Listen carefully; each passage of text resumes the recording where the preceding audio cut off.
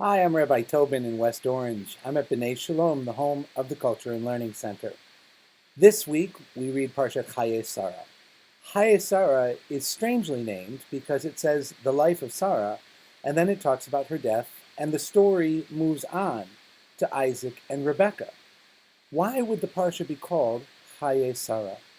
The truth of the matter is, last week's Parsha was full of all of the tension and drama of the home of Abraham and Sarah, the binding of Isaac, the tension with Hagar and Ishmael.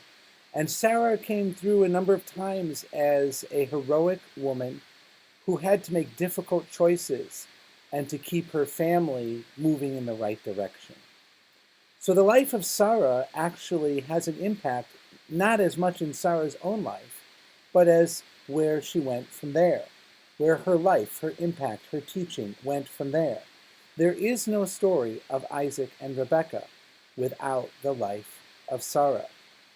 The end of last week's Parsha left us with silence. Abraham had taken Isaac for the binding on the mountain, and the Midrash filled the gap with all kinds of taunting and tempting of adversarial forces with Sarah in her mind about what could be happening and what Abraham was doing to their son.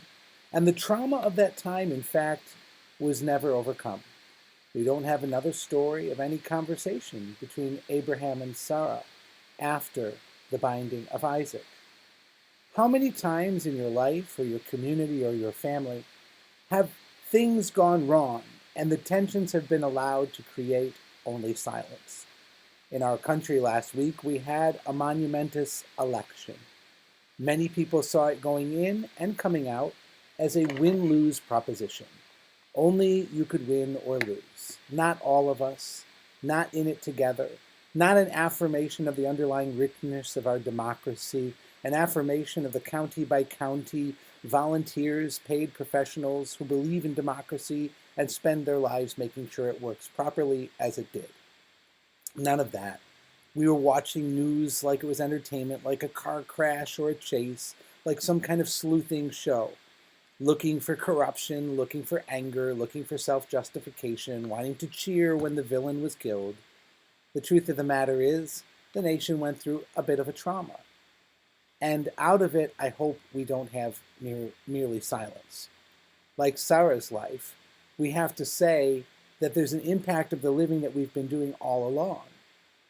The affirmation of our religion, of our families, of our synagogues, our communities, of our nations, and letting the world know that we will live because of the lives we were given.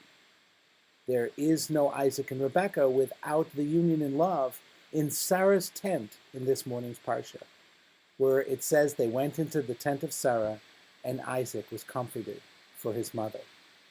It is when we bring the love we were given by our parents into the love we share as adults that we can create the world that we hope for.